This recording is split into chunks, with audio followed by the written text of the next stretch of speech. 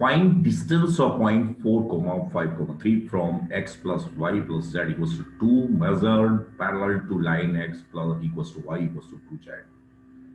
तो अगर मैं इस प्लेन को देखूं तो इसके परपेंडिकुलर वेक्टर मेरे पास आएगा n वेक्टर आएगा, ध्यान से देखिए, वो आएगा i plus j plus k। Okay, and इस लाइन को अगर मैं ऑब्जर्व करूं तो इसके पैरेलल वेक्टर क्या आएगा, 1 और ये 1/2 आएगा। इसके पैरेलल वेक्टर आएगा लेट, अगर मैं डी वेक्टर कहता हूं तो इसके पैरेलल वेक्टर आएगा आई प्लस जे एंड प्लस 1/2 के। ओके, इसमें कोई दिक्कत नहीं होनी चाहिए। x minus x naught upon a equals y minus y naught upon b equals to z minus z naught upon c, ऐसा रहता है। ओके, तो ये अब ये जो पॉइंट है तो इसके परपेंडिकुलर वेक्टर इसके पैरेलल वेक्टर सही सेम नहीं है, फुट ऑफ परपेंडिकुलर नहीं है। तो सिचुएशन इज लाइक ये नीचे भी हो सकता है, 4 ऊपर भी हो सकता है, लेकिन ऐसी कुछ है। जो सिचुएशन है, जो मुझे लेंथ निकालनी है, डिस्टेंस निकालनी है, वो क्या है कि परपेंडिकुलर डिस्टेंस नहीं है, ये समझना बहुत जरूरी है। इससे अगर मुझे डिस्टेंस को कैलकुलेट करना है तो it is like incline distance है, जो मुझे समझ के करनी चाहिए।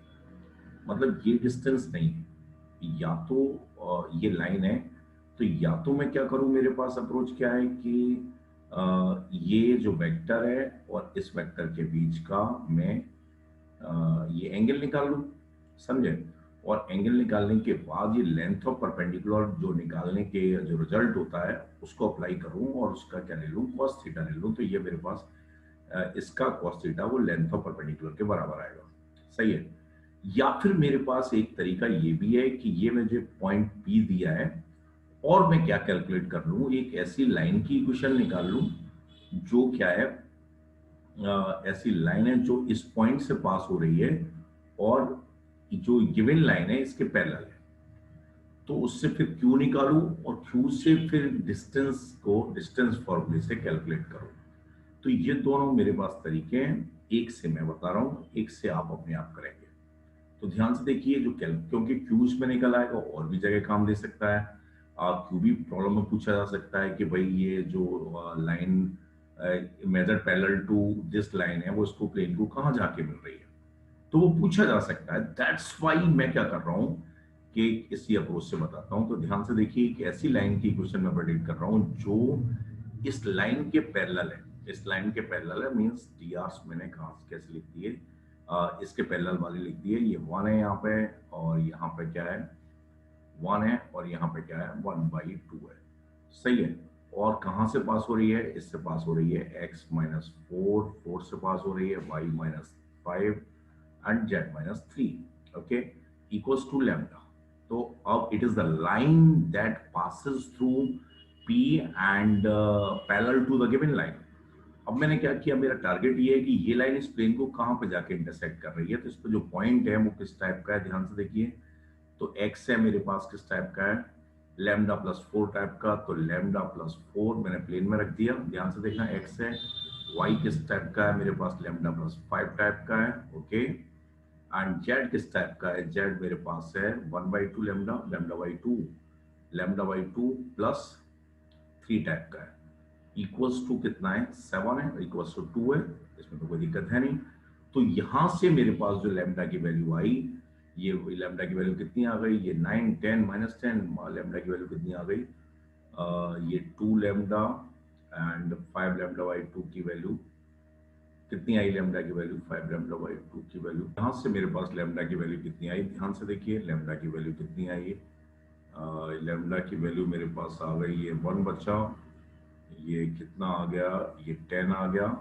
तो 5 लैम्डा बाई 2 की वैल्यू कितनी आई, लैम्डा की वैल्यू आ गई -4 आ गई, ओके। एंड लैम्डा की वैल्यू -4 आई, लैम्डा की वैल्यू -4 कहाँ आई भाई, 5, ये लैम्डा, लैम्डा 2 लैम्डा और lambda by 2, 5 lambda by 2 equals to -10,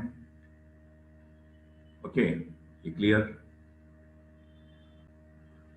तो पॉइंट क्या आएगा मेरे पास, पॉइंट क्या आएगा देखते हैं। पहला पॉइंट ये x है, x की वैल्यू कितनी आ जाएगी, x की वैल्यू मेरे पास आएगी, अच्छे से समझता हूँ, x की वैल्यू कितनी आएगी, x की वैल्यू मेरे पास कितनी आएगी, x ये है, तो पॉइंट आ जाएगा 0, और दूसरा क्या आएगा 1, और यहाँ पे अगर मैं लिखूंगा तो तीसरा पॉइंट क्या आ जाएगा 1। तो जो Q के कोऑर्डिनेट्स हैं वो मेरे पास ये आ चुके हैं, ये भी किसी प्रॉब्लम में पूछे जा सकते हैं, दैट्स वाई ये अप्रोच मैंने आपको बताई। ओके, नाउ इस पॉइंट और इसके बीच की डिस्टेंस है, तो वो कोई बहुत बड़ी बात नहीं है, √x2 - x1 का होल स्क्वायर। डिस्टेंस d मेरे पास कितनी आएगी, √x2 - x1 का होल स्क्वायर, एक स्टेप में बता रहा हूं मैं, 4 का स्क्वायर 16 प्लस 16 प्लस कितना आया मेरे पास, ये 24 आया, तो ये 36 डिस्टेंस आ गई। ध्यान से समझना, इट इज प्रॉब्लम क्या है कि मुझे करना क्या था, मैंने एक नॉर्मली आपको ये समझाया है कि मुझे प्रॉब्लम में रिक्वायर्ड क्या था, फाइंड डिस्टेंस ऑफ पॉइंट ये 453 from x plus Y plus Z equals to major parallel to the line, मतलब इससे इस लाइन के पैरेलल चलना है। मैंने, जरूर नहीं है ये लाइन इधर ही हो, आगे भी हो सकती है, समझाने का तरीका इधर भी हो सकती है, कोई दिक्कत नहीं है।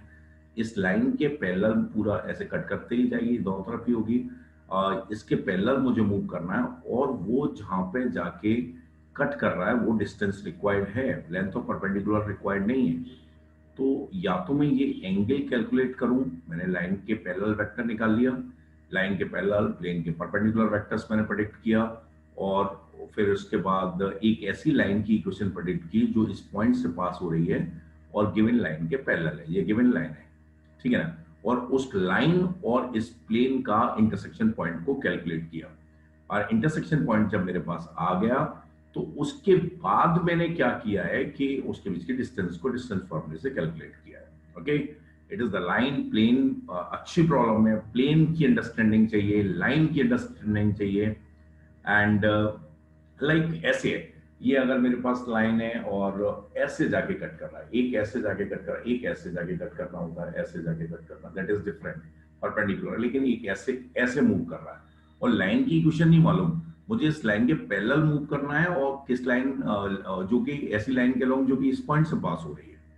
तो मुझे लगता है ये समझ में आ गया है, और अच्छी प्रॉब्लम है, दोबारा भी करना चाहिए, कोई भी दिक्कत हो तो आप पूछ सकते हैं, अच्छी प्रॉब्लम है और मुझे लगता है अच्छे से समझ में आ गई। ओके।